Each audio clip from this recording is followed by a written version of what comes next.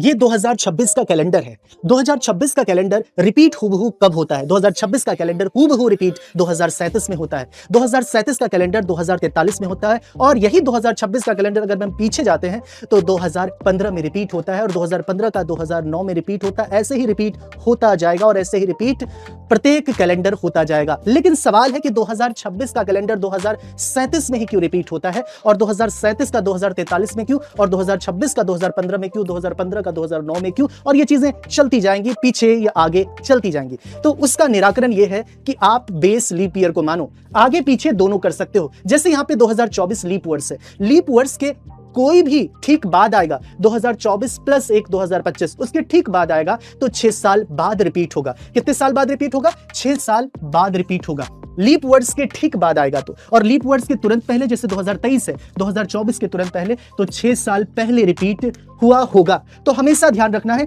+1 और -1 तो 6 साल बाद और 6 साल पहले। प्लस का मतलब बाद है, माइनस का मतलब पहले है।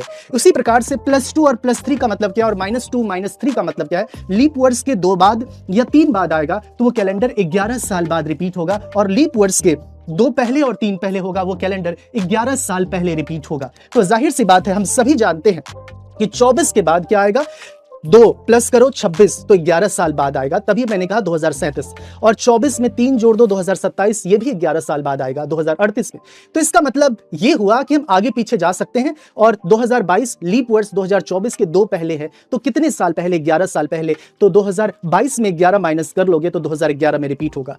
इसका मतलब है कि लीप वर्ष का कैलेंडर अब कब रिपीट होगा? तो जाहिर सी बात है 28 साल बाद और 28 साल पहले लीप वर्ष का कैलेंडर रिपीट होगा। जाहिर है हमें यह बेस पता होना चाहिए जिससे हम आगे पीछे कोई भी जा सकते हैं। हमें 4 से डिवाइड करके शेष लाने की कोई दरकार नहीं है। इसीलिए हम आगे पीछे जाने के लिए, सटीक उत्तर देने के लिए हम किसी भी प्रश्न को बना सकते हैं। जैसे